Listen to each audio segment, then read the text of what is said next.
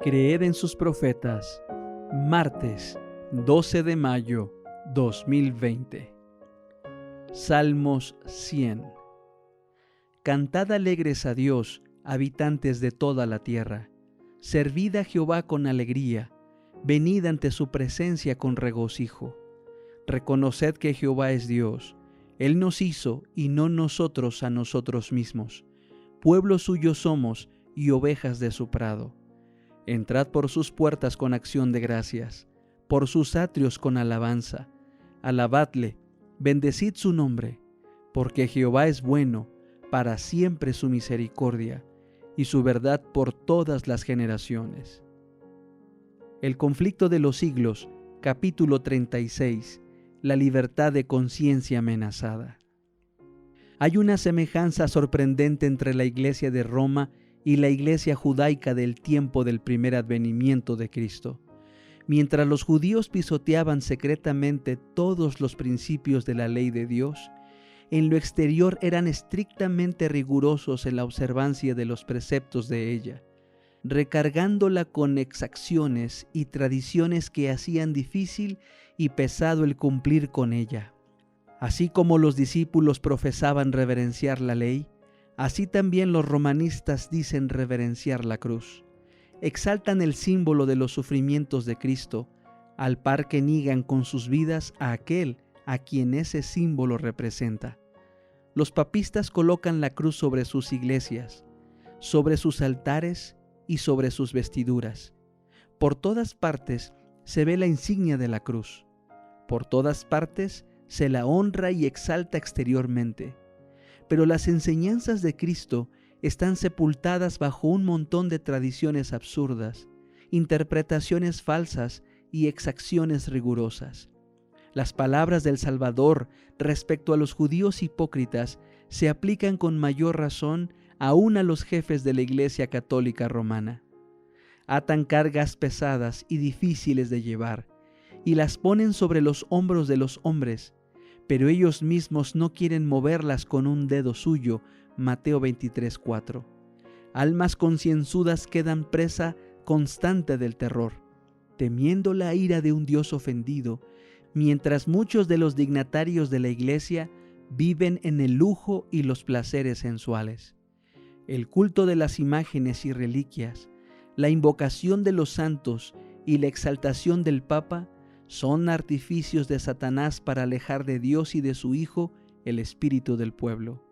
Para asegurar su ruina, se esfuerza en distraer su atención del único que puede asegurarles la salvación.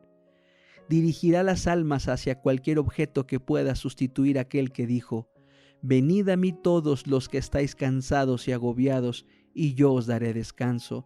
Mateo 11:28. Satanás se esfuerza siempre en presentar de un modo falso el carácter de Dios, la naturaleza del pecado y las verdaderas consecuencias que tendrá la gran controversia. Sus sofismas debilitan el sentimiento de obligación para con la ley divina y dan a los hombres libertad para pecar. Al mismo tiempo, les hace aceptar falsas ideas acerca de Dios, de suerte que le miran con temor y odio, más bien que con amor. Atribuye al Creador la crueldad inherente a su propio carácter, la incorpora en sistemas religiosos y le da expresión en diversas formas de culto. Sucede así que las inteligencias de los hombres son cegadas y Satanás se vale de ellos como de sus agentes para hacer la guerra a Dios. Debido a conceptos erróneos de los atributos de Dios, las naciones paganas fueron inducidas a creer que los sacrificios humanos eran necesarios para asegurarse el favor divino, y perpetráronse horrendas crueldades bajo las diversas formas de la idolatría. La Iglesia Católica Romana, al unir las formas del paganismo con las del cristianismo, y al presentar el carácter de Dios bajo falsos colores, como lo presentaba el paganismo, recurrió a prácticas no menos crueles, horrorosas y repugnantes. En tiempo de la supremacía romana, había instrumentos de tortura para obligar a los hombres a aceptar sus doctrinas. Existía la hoguera para los que no querían hacer concesiones a sus exigencias. Hubo horribles matanzas de tal magnitud que nunca será conocida hasta que sea manifestada en el día del juicio. Dignatarios de la iglesia, dirigidos por su maestro Satanás, se afanaban por idear nuevos refinamientos de tortura que hicieran padecer lo indecible sin poner término a la vida de la víctima. En muchos casos, el proceso infernal se repetía hasta los límites extremos de la resistencia humana, de manera que la naturaleza quedaba rendida y la víctima suspiraba por la muerte como por dulce alivio. Tal era la suerte de los adversarios de Roma. Para sus adherentes disponía de la disciplina del azote, del tormento del hambre y de la sed, y de las mortificaciones corporales más lastimeras que se puedan imaginar. Para asegurarse el favor del cielo, los penitentes violaban las leyes de Dios al violar las leyes de la naturaleza. Se les enseñaba a disolver los lazos que Dios instituyó para bendecir y amenizar la estada del hombre en la tierra.